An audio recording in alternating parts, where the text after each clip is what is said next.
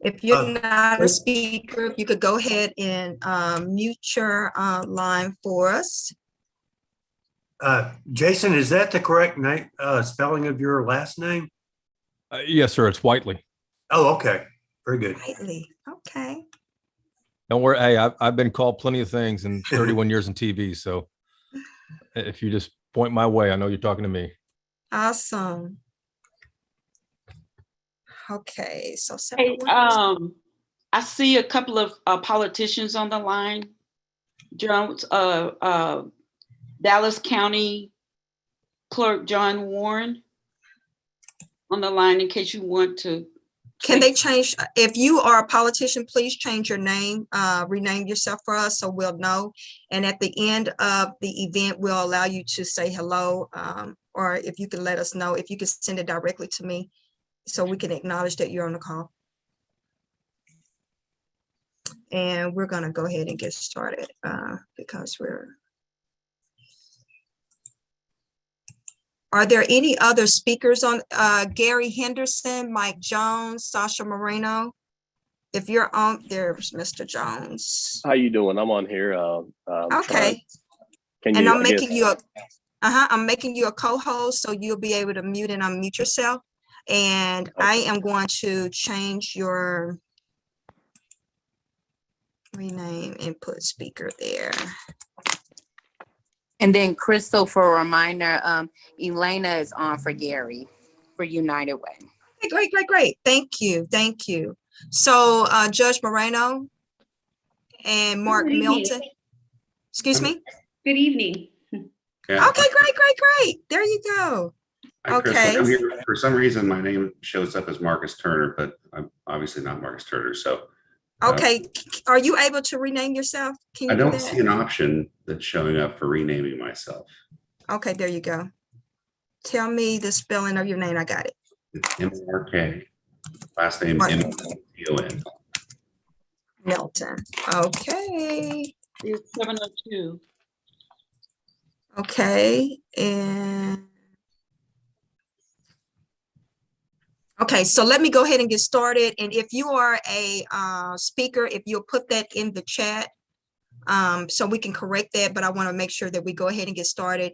If you are a candidate or no, if you are an elected official, let us know that in the chat. We are nonpartisan, so we're not promoting anybody, but drop that in the chat because we do want you to be, we do want to say hello and acknowledge that you joined the call.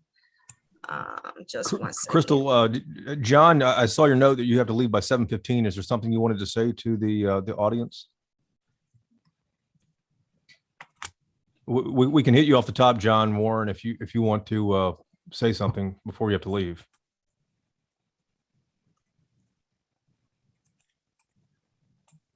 Good afternoon. This is John Warren. Jason, it's good to see you again. No, I have a meeting at 9. I got to run at 9:15. No, I'm just actually observing. This rental assistance thing is very complex. I'm also doing some work as it relates to that effort also. But no, but I'm just actually observing. Thank you. Good seeing you again. Miss Collins, good to see you also. Miss Bates, good to see you. Judge Moreno, Judge Jones, good to see you all both also. I'll be quiet now. Thank you all for joining. We want to go ahead and get started because we don't have much time. Again, DFW Metro NAACP, we are super excited to have you all here. I am President Crystal Bates. Our chapter, our jurisdiction is Carrollton, Capel, Louisville, Flower Mound, and Grapevine.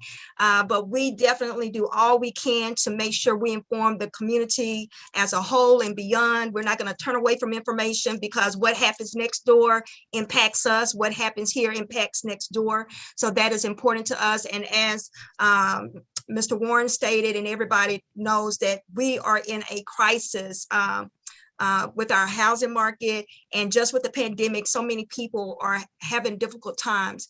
And so we want to provide this information because, as we all know, there have been funds made available via the CARES Act and also the CARES Act and the American Rescue Act. And so the money's there. So that's why we thought it was important to have this panel discussion tonight so that we can get that information out to our renters and landlords alike. If you all, we're going to drop in the chat a sign-in sheet for the attendees. Please, please, please complete that, because as we get information, we want to be able to follow up with you and provide information to you that could be helpful, okay? Because things are changing all the time, so we want to be able to get that information to you. Also, our website is dfwmetro.naacp.org. On our website, we have information. Even if you're outside of the state of Texas, there is an option for you to put in a zip code for any state in the United States and get information about rental assistance for renters and landlords. So if you could visit, again, I'll drop all of that in the chat. And with no further ado, at the end, you all, we're going to take questions. Leave your questions in the chat. Please, please, please keep yourself muted so we won't have any distractions or background noise. And so so I'm going to introduce our moderator, and then we're going to get started. I'm going to turn everything over to Mr. Whiteley after I introduce him. Jason Whiteley is a senior news reporter at WFAA in Dallas and host of Inside Texas Politics, a weekly political broadcast that airs Sunday at 9 a.m. on Channel 8. Now, I know all of you in the viewing area have tuned in, and it is this amazing show. And if you haven't, mark your calendars and make sure you start tuning in. Mr. Whiteley has been honored by his peers with 24 Emmy Awards, 2 Edward R. Murrow Awards, and 24 others from the Associated Press in Tennessee, Illinois, and Texas, along with Houston Press Club, the Dallas Press Club, the Texas Medical Association, the Missouri Broadcasters Association, and the Tennessee School Boards Association. He won the Emmy for Best General Assignment Reporter in 2019, 18, 17, 2010, and 2005.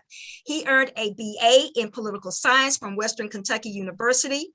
Prior to coming to Dallas, Jason worked for KHOU, Channel 11 in Houston, KMOV, Channel 4 in St. Louis, and at WKRN Channel 2 in Nashville. And we are super duper duper excited to have Mr. Whiteley in the North Texas area with our WFAA family. We love him. We love our WFAA team, and we're excited that you are here and that you accepted this invitation. So I am going to turn it over to you so we can get this started. Crystal, thank you very much for the kind words, and thanks for putting this together as well. This is very important to have this conversation, to let people in North Texas know what they need to do to protect their homes and their families and secure this money that is out there right now. So a quick reminder before we get going here, I'm sure you guys are going to have a lot of questions. We have a great panel that Crystal and Carla have put together here. So as they're talking, as they're explaining some of the things that they are seeing, if you have any questions, please drop that into the chat. I think what has worked in the past, we'll try to sprinkle these questions in as we go, since they're probably top of mind to you as the panelists are speaking. But let's start out. We're going to do a little round robin here and talk to each of these 6 speakers. I'll have each of you just kind of introduce yourself, tell us what you're seeing as far as the evictions are going. Hopefully not many or any, but I know there are some that are happening out there. Judge Moreno, we'll start with you, please, ma'am. Good evening, everyone. I'm Judge Sasha Moreno. I'm the Dallas County Justice of the Peace for Precinct 4, Place 2. Precinct 4 in Dallas County includes Irving, Grand Prairie, Duncanville, DeSoto, Cedar Hill, Glen Heights, and Ovilla. And so just kind of what we've been seeing in our courts. Unfortunately, with the pandemic, we've seen obviously a rise in evictions, and this past year has definitely been a testament for us as the judiciary, because the laws have changed. It's gone back and forth at the federal level, the state level. We've also had countywide moratoriums in place earlier in the pandemic. I'm sure a lot of people saw that there was the CEC order that was now officially struck down by the U.S. Supreme Court last week. So it's been a crazy time in our courts. We're trying our best to manage all these different orders in place and still try to provide resources to both landlords and tenants during this time that we think is beneficial to both groups. Judge, thank you very much. Let's go to Judge Mike Jones next, please. Hey, how you doing, Ms. Wheeler? And thank you for everybody allowing me to be on this panel. But I'm going to ditto a lot of things that Judge Vernon said. No doubt, evictions are still happening in the courts as well. The the moratorium, of course, they did get struck down. So we do anticipate an uptick on more evictions to actually come. However, whenever these any parties that actually come through my court, I don't know it's other courts as well, we do our best to provide them resources, any assistance programs. And a lot of those I give at the start of any meetings to kind of say, hey, here are some programs currently out there as well. Both parties have to participate, have to volunteer, and to be able to and agree to be in these actual programs. And just kind of, and try to encourage both parties to work it out. And then we can't make them do it, but we highly encourage. We actually have in-house staff in Dallas County as well that has a program that actually works as well. And I'm telling you, it helps out when parties both decide to say, hey, you don't want the tenants to leave to be evicted. However, you don't want the landlords to struggle as well. So how can we meet in the middle for this during these hard times? Good deal. Judge, thank you. Gary Henderson, President and CEO of United Way in Denton County. I'm actually here and replacing Gary for the night. Okay, Elena Lusk. Yes, Elena Lusk, Director of Housing Initiatives at United Way of Denton County. Thanks for having me. I'll just talk a little bit about Denton County as a whole. We're kind of smushed in between Tarrant and Dallas County, but we are on the rise of having a lot more people in our county, and along with that, a lot more folks who are in need and who need eviction prevention resources. As far as the moratorium, we have always, even when the moratorium was in place, we've always told clients we'd rather you reach out now. Instead of activating your ability to utilize the moratorium, we want you to reach out now so we can get you caught up so that when we run out of funding, you're not left without someone to pick up all of what you've not been able to pay for the last 12, 15 months. So we've always tried to kind of push our program forward and not necessarily push for the moratorium in a lot of ways, because we don't want clients to come back to us in about 6 months and say the moratorium's over, and we say, well, we're out of funding.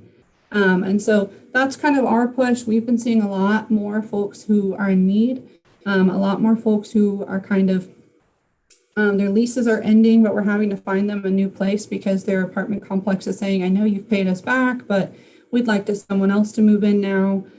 So we're seeing a big need in Denton County, and we're trying our hardest to meet it. We have a collective impact of about 9 agencies that are all working together to kind of get funds out as quickly as we can to the community.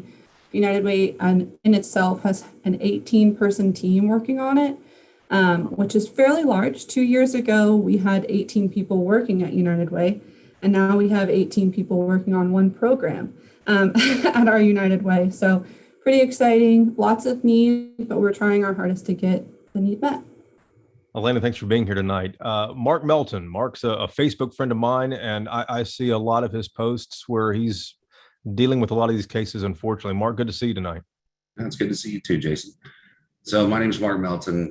I'm really by day a tax lawyer and a partner at home at night here in Dallas.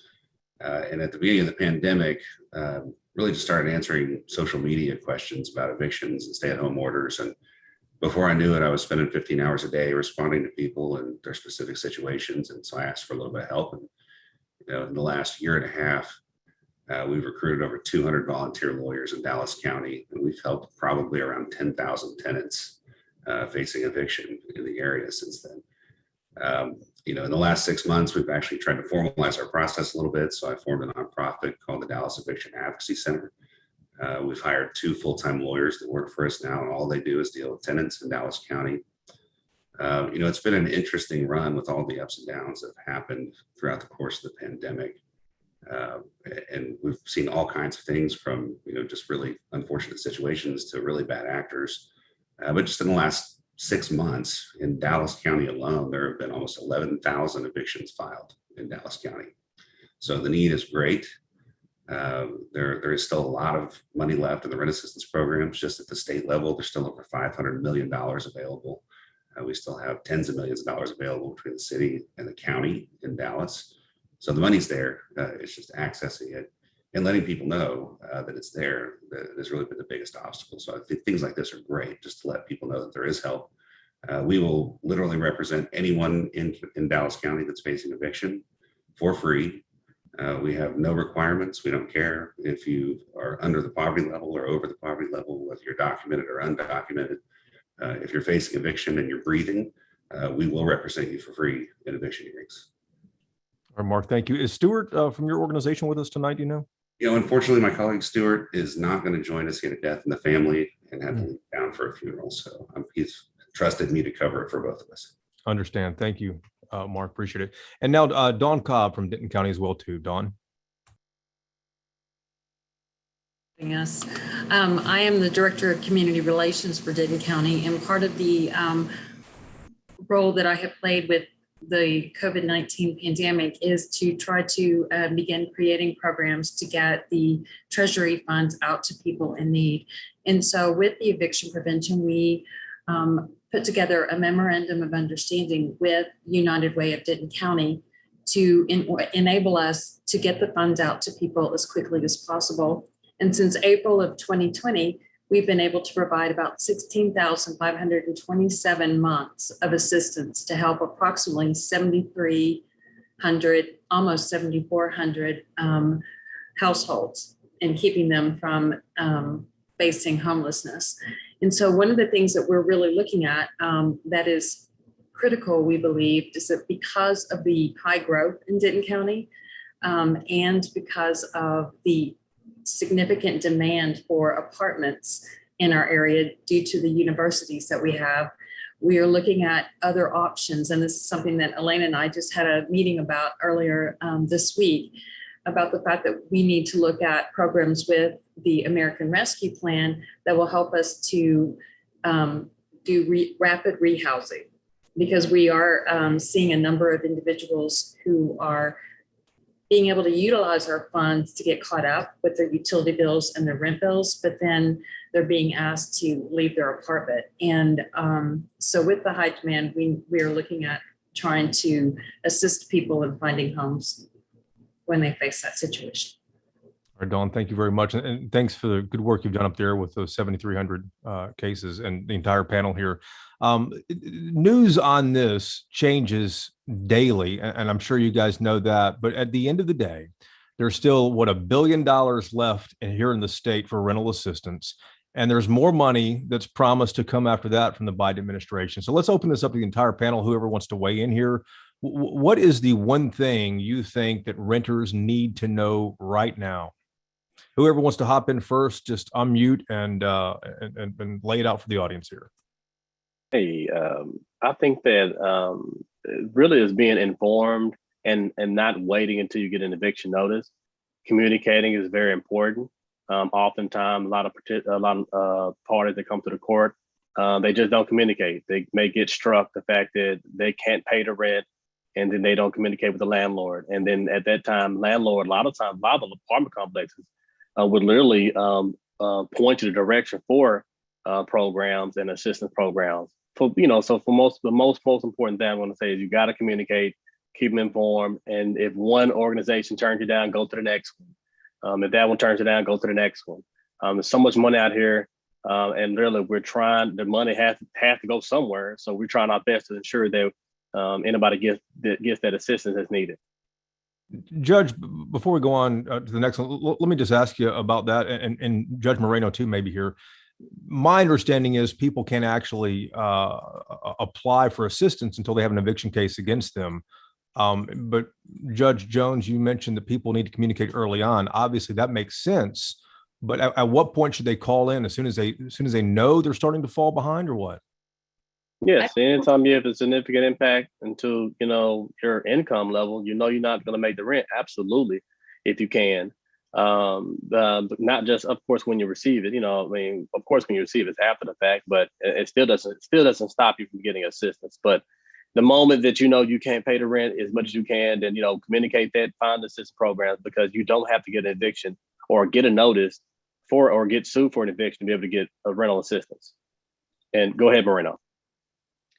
I was just going to say the same thing. You don't need to wait to be actually served with the eviction notice to apply for these programs. You can apply now. I think the one thing that I would piggyback on Judge Jones's comments is what happens a lot of times is you get that eviction notice and people feel like it's too late, so they don't show up to court at all. They feel like it's, oh, well, too bad, I'm already going to get evicted. You still have those options available at court. The 39th Texas Supreme Court order requires us judges to explain the Texas Eviction Diversion Program and the rent relief options to the landlords and tenants. And so if you do not show up, you're basically giving up your right to potentially put your case on hold for 60 days and apply for the rental relief programs. So that's probably the biggest thing I would urge, because I would say probably over 50% of the cases I'm seeing, tenants are just not showing up. And you have that option. And now we have housing liaisons that are there to explain the county programs, the state programs. And so just because you get that eviction notice doesn't mean it's over. You come to our courts, search your right. I want to participate. Talk to your landlord when you're in the court hearing. And if we get both parties to agree, the case will be put on hold for 60 days so you have time to apply. So do not give up. Even if you do not get assistance before your hearing, you need to show up to your hearing and assert that right and see if the landlord is willing to work with you. And just to add one thing to that, that's absolutely right. You're not guaranteed to be evicted. And in fact, the people that actually call us and let us help them, we see actual eviction rates are probably around 1 to 2% of the people that reach out to us. So we're literally able to, prolong the eviction process, negotiate with the landlords. We have connections, very, very close connections with caseworkers and all the nonprofits. And so we hand walk our tenants through that process and help them get that rental assistance. Now to your point earlier, Jason, about having to be in an active eviction, there's a little bit more to that. So if you look at the state program that they're administering, they do have a policy to push people that are in an active eviction case ahead of others in line. And they're so understaffed that, quite frankly, those are the only people they get to. However, if you go through some of your local providers to the city or counties that you live in, they have a similar policy, but they're not quite as understaffed in most cases. And so they can run parallel tracks and get people help, even if they're not in an active eviction case. So we see a lot of people get resolved before they ever get sued for eviction. Alexandria Jones has an interesting question, and I've seen this in the news. And there's a case in Fort Worth that made the news, but I've seen this nationally as well. She's asking, what action should I take if my landlord claims that they have not received the funds that were dispersed 90 days ago and the lease ends and we still haven't received the funds? That, and let me throw out there as well too, are you guys seeing many landlords that say, listen, I'm not going to wait on these funds. I want to be done with this. And if so, is there any option at all for the tenants? Well, kind of. So we certainly see landlords that are doing that. One of the reasons is that rental rates are up by 50% almost in this part of the country. And so the landlords know, if you're paying $1,000 a month and I just kick you out and forego that back rent, I can rent it to someone else for $1,500 a month. And so I'll do that. Our strategy generally has been, to make life so miserable that they really don't want to do that. And we get the rent assistance money and put them in a position where it's really in their best interest to take the back rent money and move forward in a more productive way for the tenant. So having a lawyer, by the way, represent you in an eviction case increases your chances of a successful outcome by, I don't know what the actual numbers are, but it's a lot. So people try and do this on their own. They don't understand the rules. They don't know the law. They don't know where people are making mistakes. Present company excluded. There are some JPs that get it wrong sometimes, right? And so you need a lawyer in the courtroom to say, no, judge, this is the real law. Here's a copy of it. Let's move forward in the right direction. So please reach out to us or to Legal Aid of Northwest Texas or to someone to go with you and help walk you through this process. And Mark, just not to keep focused on you here, but just lay out some of the places that people can get some legal aid, because if people are behind on their rent, there's a lot of things going through the mind, and thinking that they cannot afford an attorney is probably top of mind. And that's why, like Judge Moreno said, they might not even show up at all at court. Yeah, so you can reach out to us if you're in Dallas County. And so our website is dallaseac.org, and I'll put it in the notes, but that stands for Dallas Eviction Advocacy Center.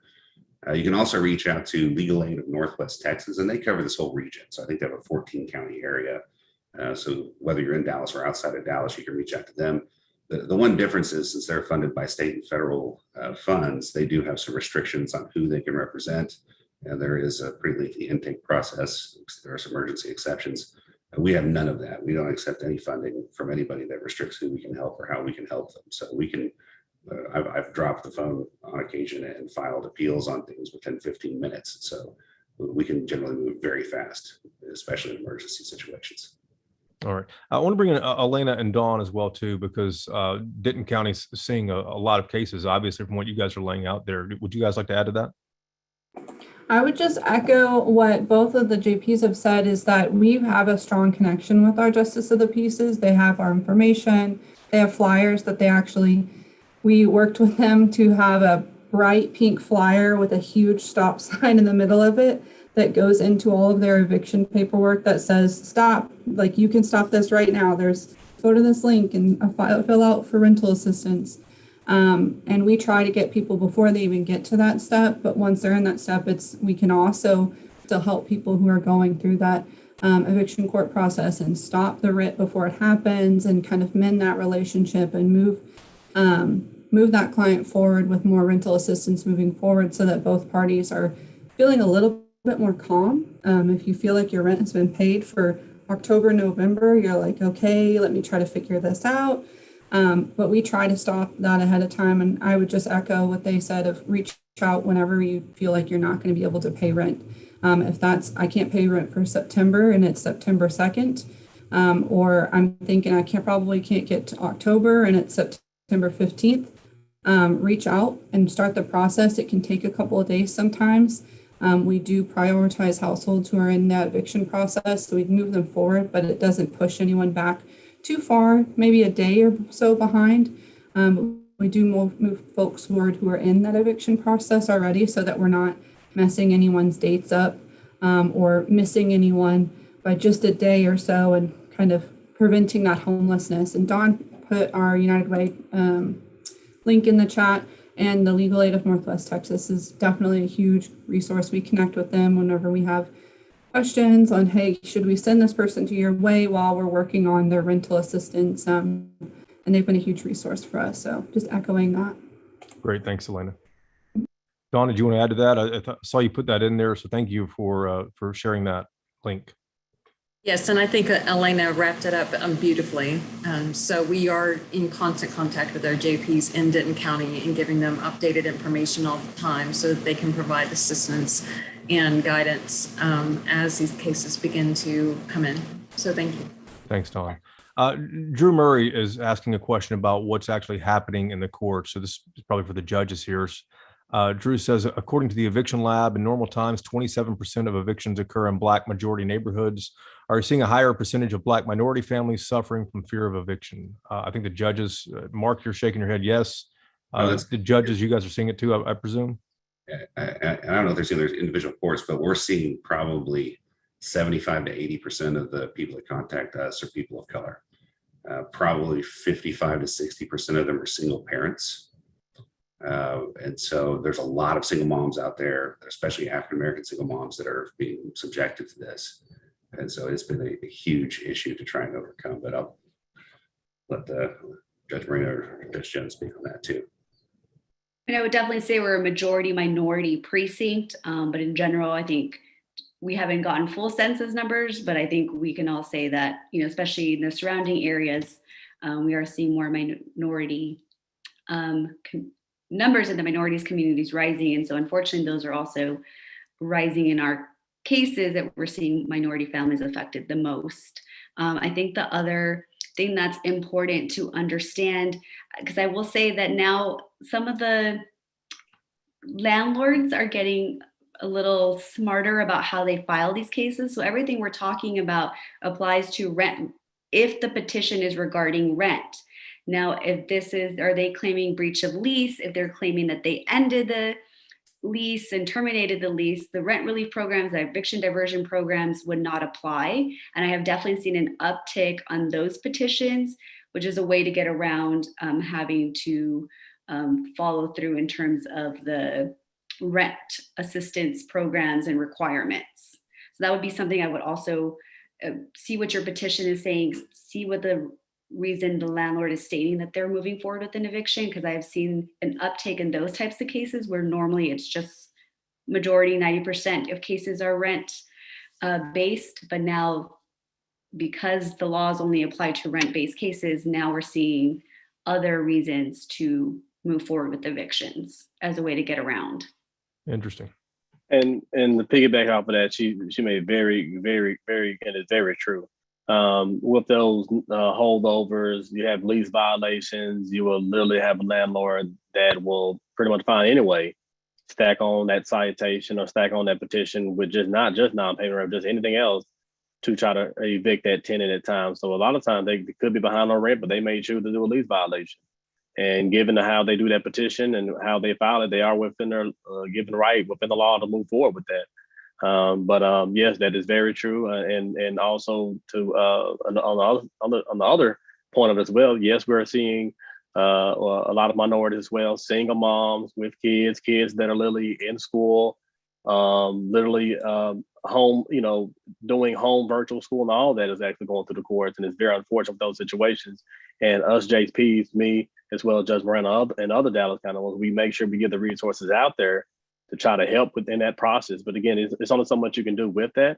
You got to make sure you have both parties to agree upon it, and we are there to make sure that nobody's illegally getting evicted, nobody's wrongfully getting evicted, and making sure we're throwing out that process so you don't have those landlords that'll slip things through there and you'd be like, hey, hold on, this ain't right.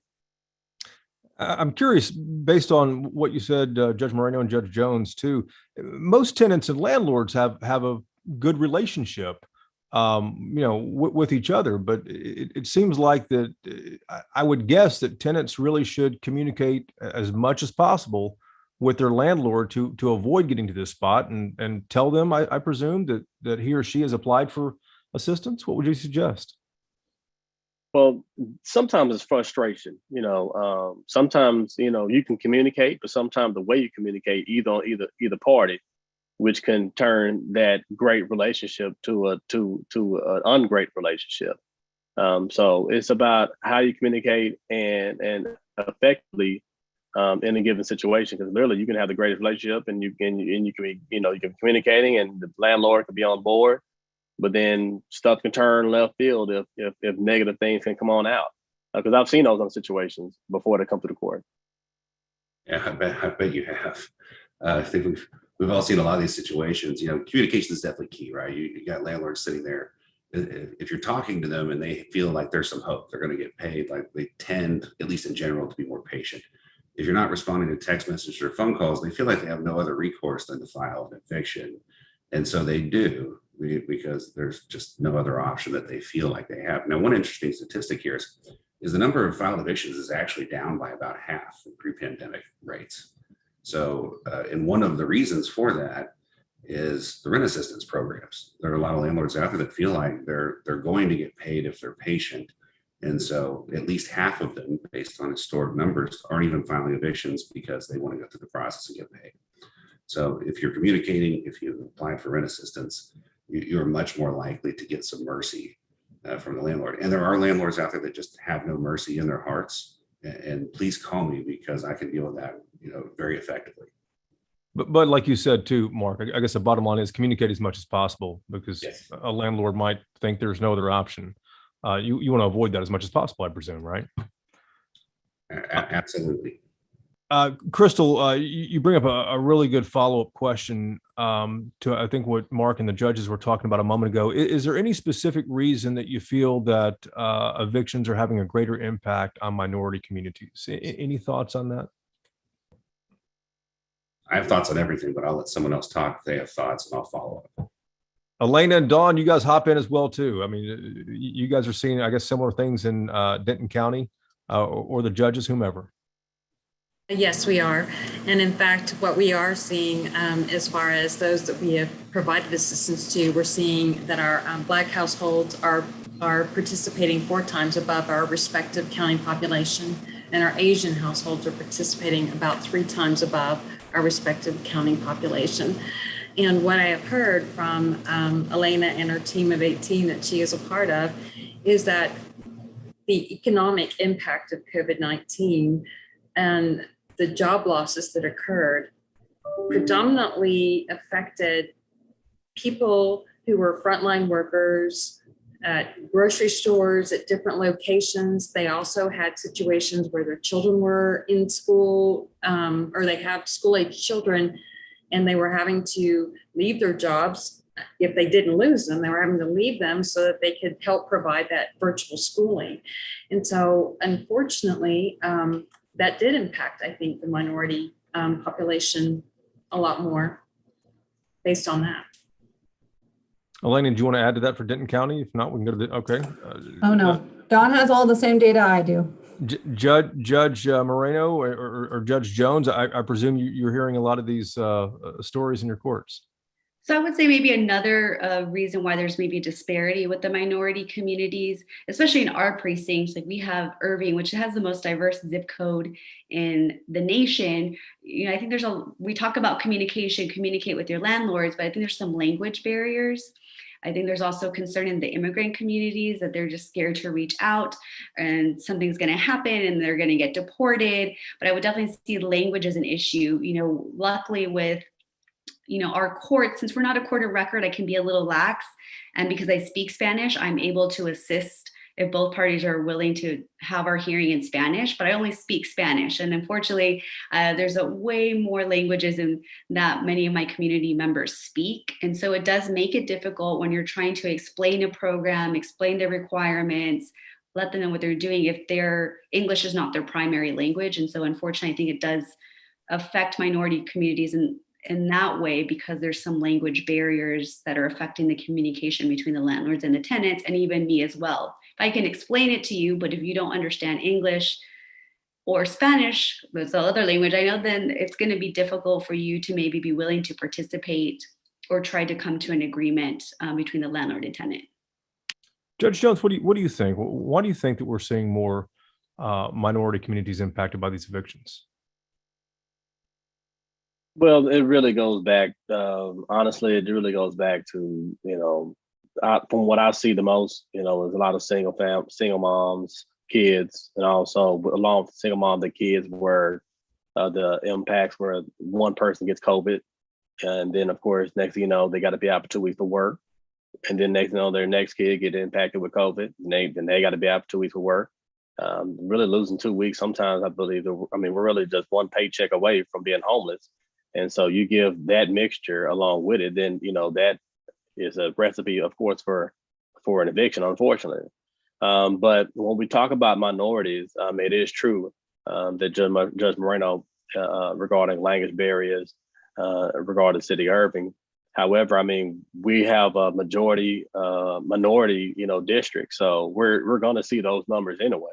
But to be honest, I see all kinds, not just minorities there as well that come to the courts. Everybody's impacted with this.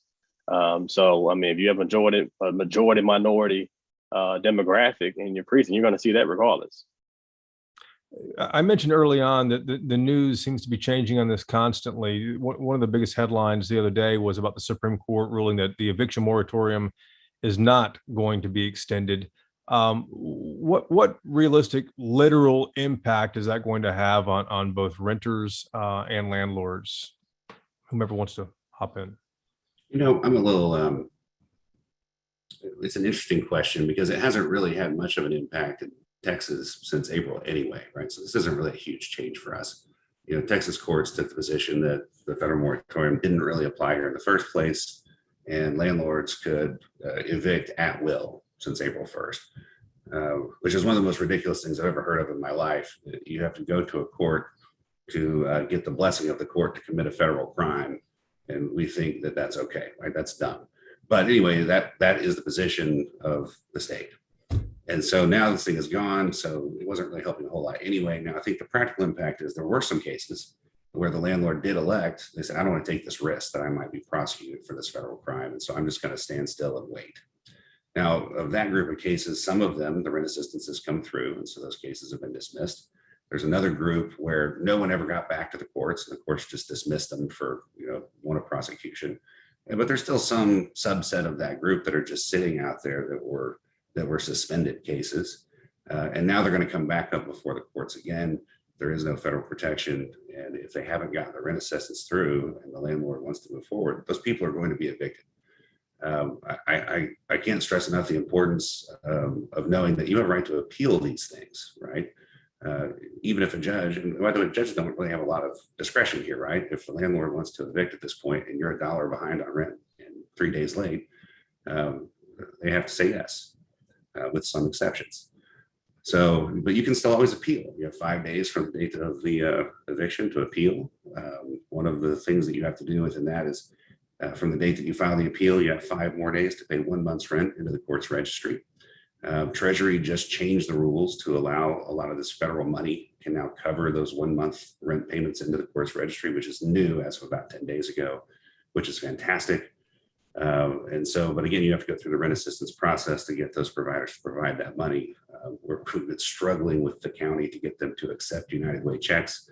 We finally have gotten some courts to do that. But again, if you'll call us, it's much easier for us to talk to county officials and city officials to pull strings and back channel all these things to make that work, as opposed to the average citizen trying to go and talk to a court clerk and make something happen. It's just not going to. So again, please call. We want to help and we're here and available.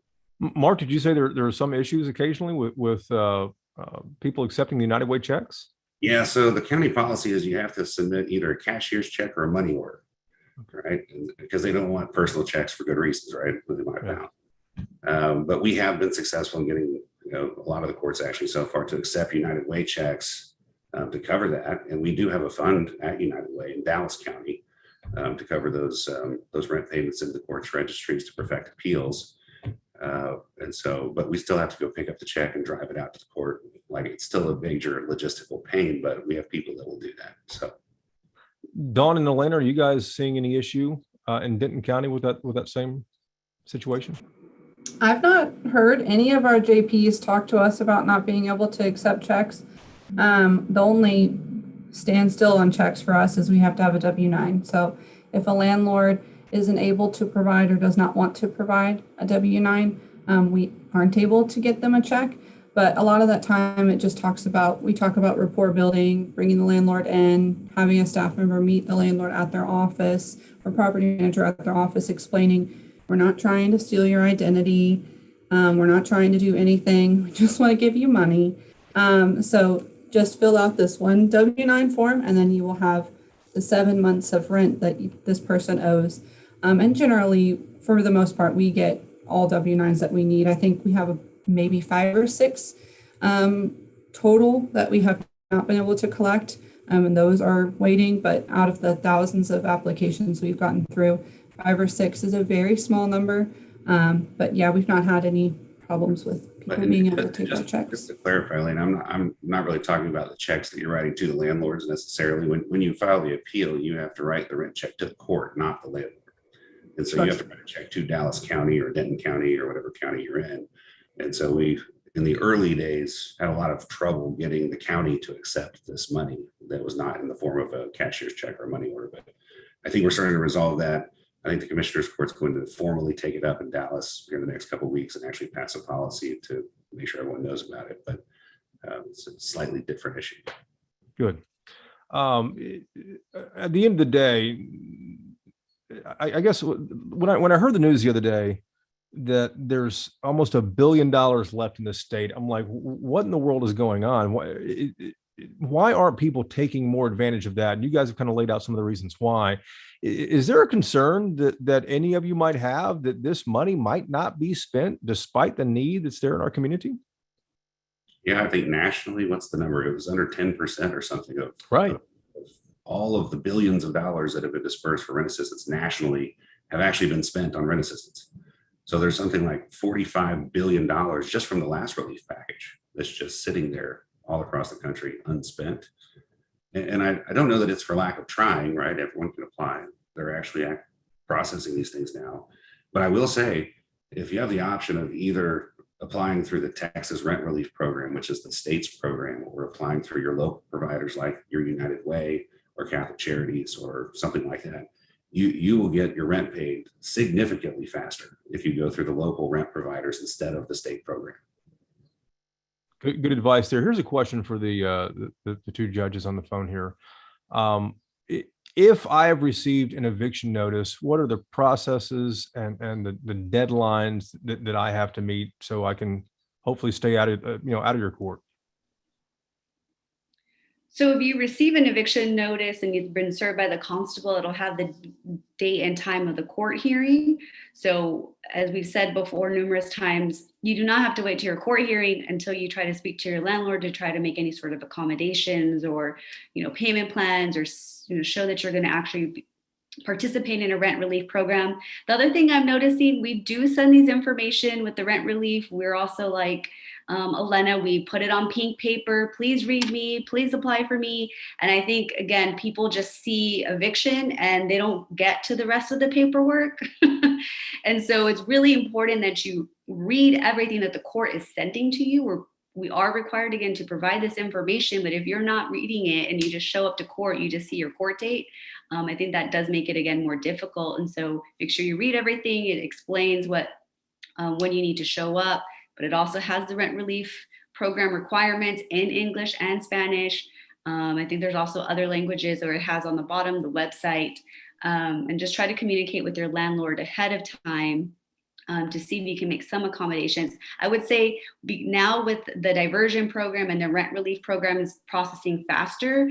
I am also receiving a lot more non-suits where the landlord is just dismissing the case because they've already talked to the tenants. They've already started the rent relief program, so they just cancel the court hearing. That's also a great way. You don't have to take time off work. If you communicate with your landlord and they're willing to, they may go ahead and just cancel the court hearing and dismiss this case. For the judges again here, I mean, how do you break through that wall? We have events like this. You send out notices on the pink paper. People probably get overwhelmed when they see the E word there. How do you break through that though, and let them know that assistance is available before they show up in your court? Any ideas, suggestions, thoughts?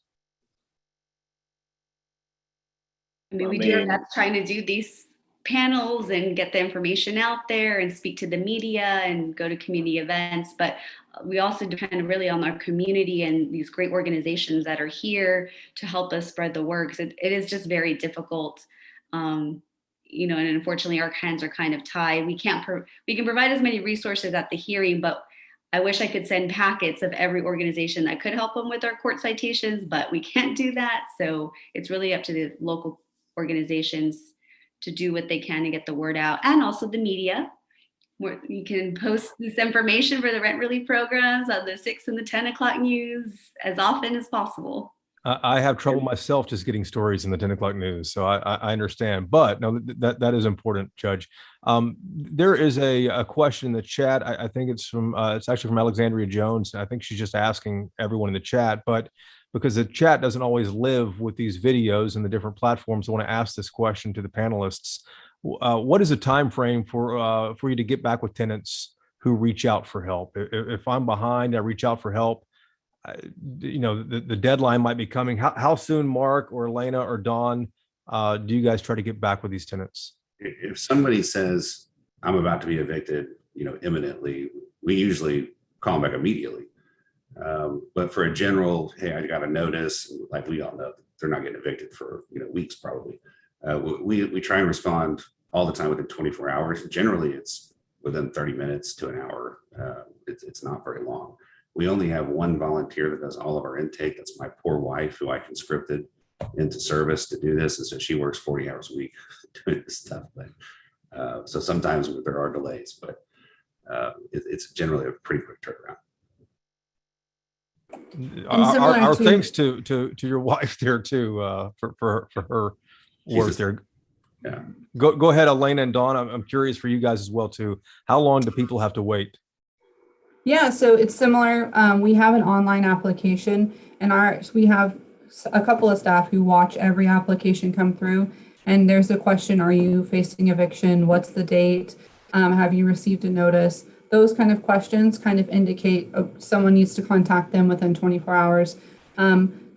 With things like, oh, I'm not behind yet, but I will be behind in 3 weeks. Those kind of fall down to about 72 hours, but not too much longer than that. We try really hard to keep in contact with folks, even if it is just an email saying we have your application, we're getting to you as soon as possible. but it is an online application. So it helps people have that information, helps us have the information so that we know what they're needing, how quickly, and who to prioritize.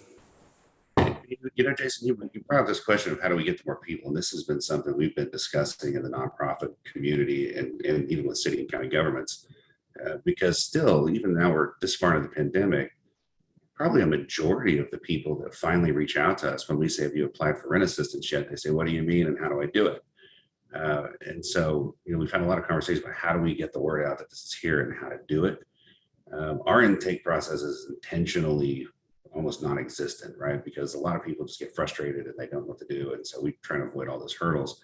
But some of the things we've been thinking about lately that we would love help with from people that are watching this or listening is we do want to do more of these. I would love to go and speak at churches and community centers, set up a table in the hallway after the service, just to talk to people and spread news. We're also, you know, privately right now trying to raise money where we can put up billboards in the parts of town that are hardest hit by evictions. We have this data. We know where they're happening. No one's put up billboards yet.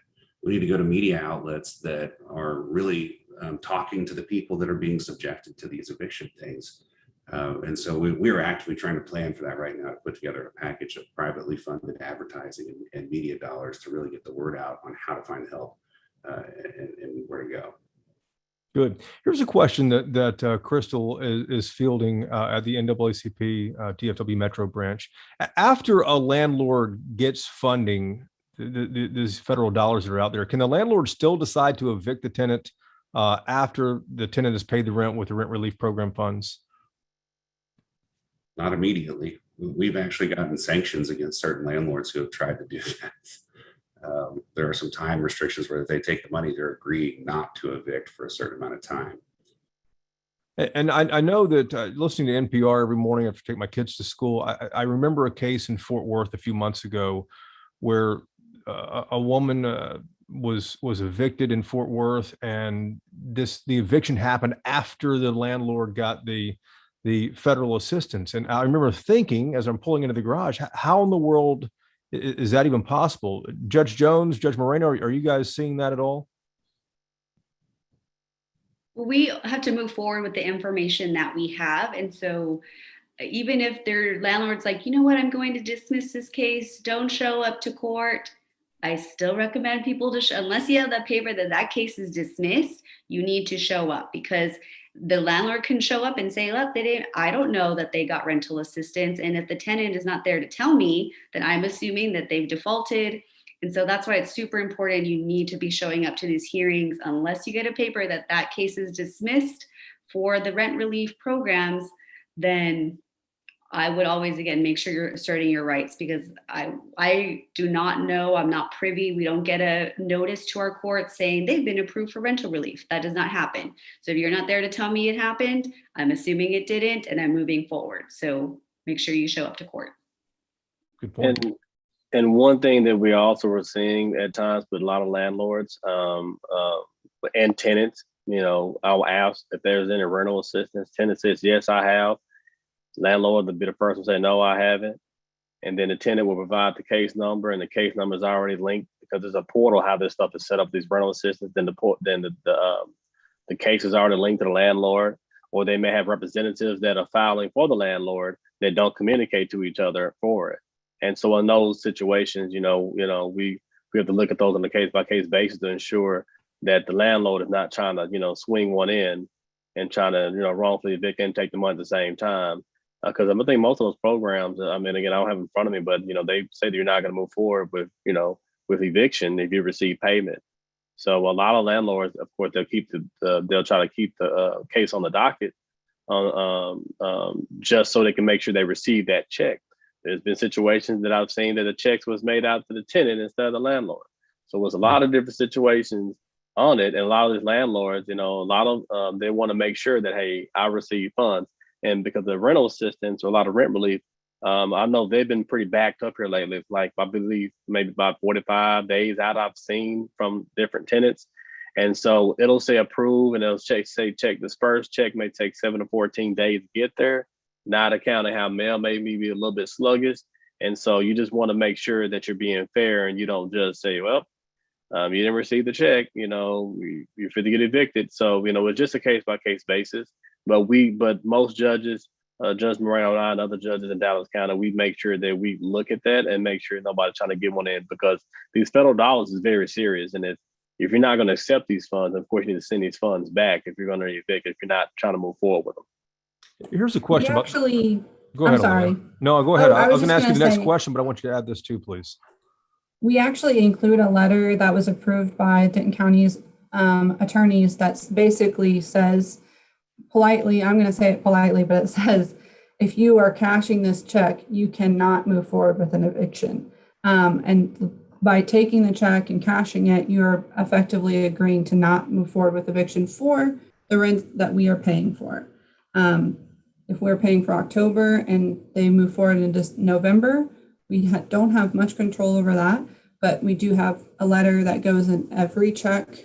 Every check has a little letter that says, hey, now that you're cashing this, you can't move forward with eviction until after these rent months are paid, basically. Good. What if there's a situation where someone is only working a couple of weeks because they have to quarantine or whatever the case may be, so they might have enough money for rent, but they can't keep the lights on or they can't keep the water paid? Do any of these federal funds cover utility bills at all? Back to the Consolidated Appropriations Act and the American Rescue Plan Act both have the emergency rental assistance covering utility in arrears. So if you have any back months up to 12 months, you can have that covered in addition to the rent.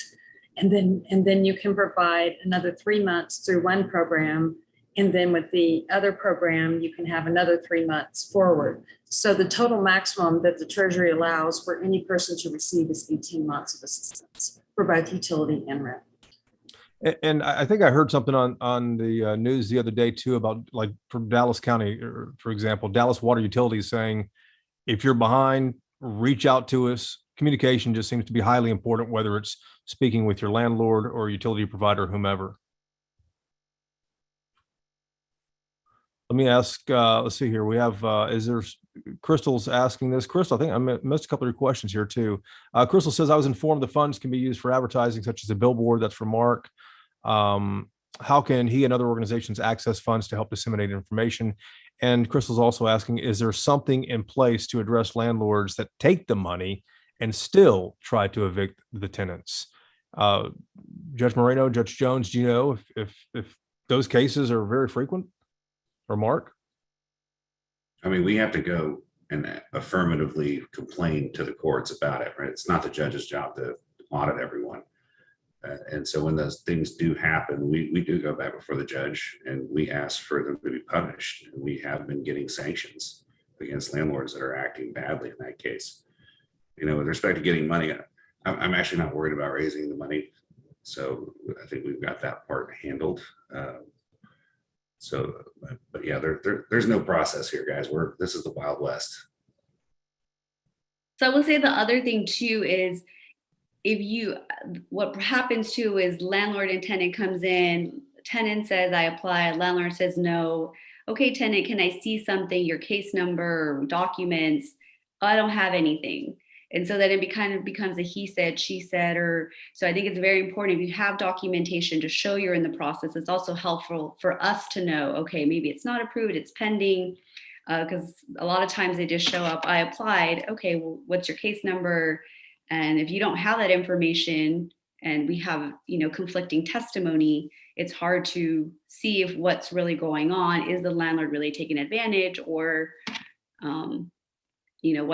we want to get to the heart of the issue. We want to help out, but we need all the information in order to make that decision.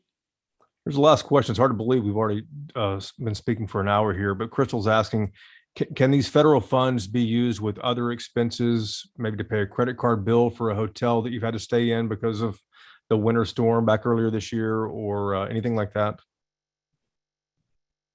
Does anyone have that detail offhand?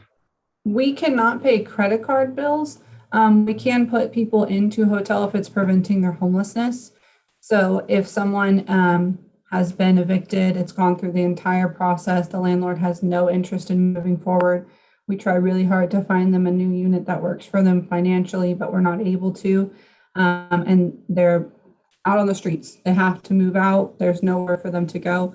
We get them into a hotel and work on case management and planning to try to find a new unit that works for their income long-term, or works for the fact that they may have an eviction on their record, or things along those lines. But we are able to pay for hotel, not able to pay for credit cards.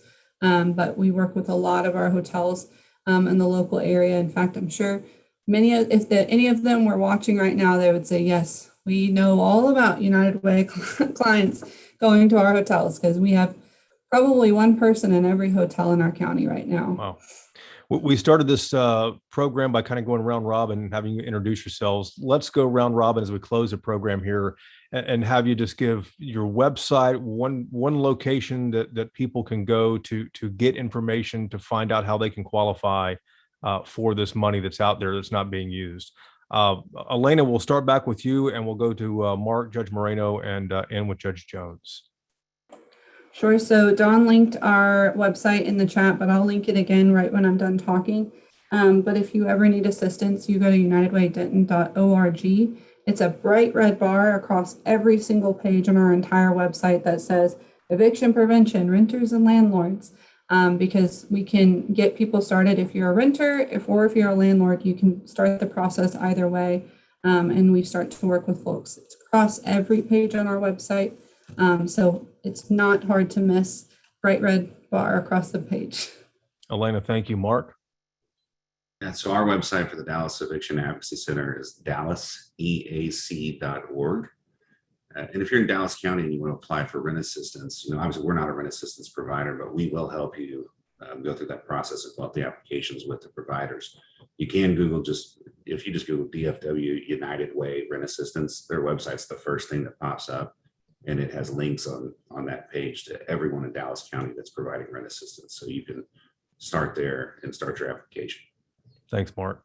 Judge Moreno, any tips, advice that you would send people to before they end up in your court? Just going to make sure you read everything that we're sending you from our courts, but Texas Rent Relief is a state program. The Dallas County also has emergency housing assistance. I put that link in there. But my biggest advice is just make sure you're showing up, asserting your rights at court, because if you don't show up, we have to move forward, and we don't want to put you out. We have resources, our housing liaison, we have people on site to go through the Dallas County program requirements. My liaison's literally taking the paper so that way they don't have to go to the county building. So just come in person. We have resources. We can give you the contact information for organizations, but if you don't show up, we're not able to assist you. Judge, thank you. Judge Jones, final word this evening. All right. I put my link also in for the Dallas County website. It takes you straight to the eviction page, and it talks about the TED program with the Texas Division Diversion Program. That program is still going on right now. Also, just to piggyback with Judge Moreno, the Dallas County has an eviction diversion program, and I do want to put that number out as 214-819-1968. And it's very important, this program, because it literally, if people go through that program, the landlord literally can get a check cut within about a week, which is very great compared to some of the programs that take 30 to 45 days. So very important, Dallas County Eviction Diversion Program. Again, number is 214-819-1968. They literally can get the check cut within a week, and I stress that. And those are the same individuals that are actually out there at our courts, the in-house individuals, liaisons that Judge Moreno is talking about. So at times, literally when we have hearings, and if I do any recess for hearing for them to go ahead and, see the status of the current programs, like, hey, go back there, go talk to them, get your documents. He can literally pre-approve you today, no later tomorrow, based off of what, of course, off their schedule. And then if everything goes fine, check cut in a week. Literally, I've had at least 10 cases in the last few weeks that literally have had assistance from that program really quick that have been waiting for other programs as well. So all I'll say is apply for all programs you can, whichever one goes first, the one you go with. All right. Judge Jones, thank you very much. Judge Moreno, Mark, Elena, and I think Dawn. I'm not sure if she's still on here. There you are, Dawn. My little puzzle here has kind of rearranged itself. Thank you guys for the work you do and the informative session tonight. And Crystal, let's toss it back over to you. Thank you so much. This has been amazing. Definitely just so much information. so much information. So we want to say thank you to all of our guest speakers, to Mr. Whiteley for moderating, and for our guests. And I definitely would not want to end this evening without acknowledging our wonderful legal redress team. Some of you all may know, we recently activated this branch back in October 2020. So it's building it from the ground up, like starting a business as a minister. It's like a church plant because we didn't walk in and everything was in place. Literally, we're having to start everything from the ground up. So I often run out of vocabulary words to express how excited I am about the teams that we have. And our legal redress team is one of the amazing teams that we have. Judge Jones Saunders is our leader of our legal redress team. And I want to make sure to acknowledge Mr. Marcus Turner, who worked very, very hard on getting this put together. And also attorney Kanae Turner and Carla and the rest of our legal redress team. Thank you to each of you. Thank you to our DFW Metro NAACP organization. Please visit all of the information that has been shared tonight. We'll make sure to update it on our website. I have already compiled information there for you as well, for rental assistance, food, utilities, all kind of stuff. And I will update it with some of the information that has been shared today.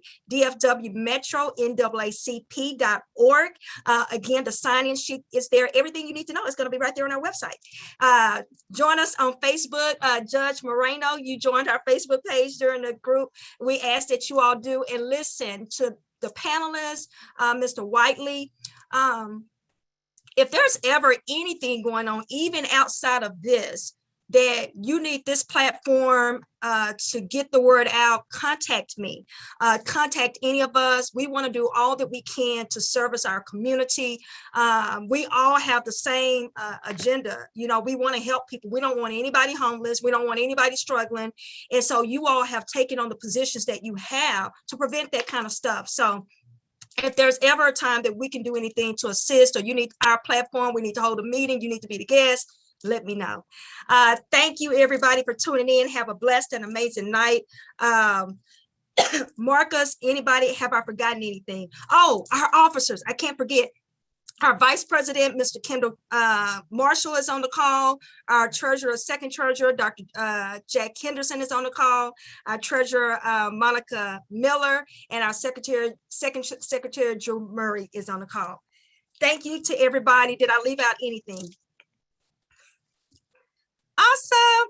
Again, thank you, Mr. Whiteley, for moderating tonight, and to each and every one of our speakers. May God bless each and every one of you. Have an amazing evening. Bye-bye.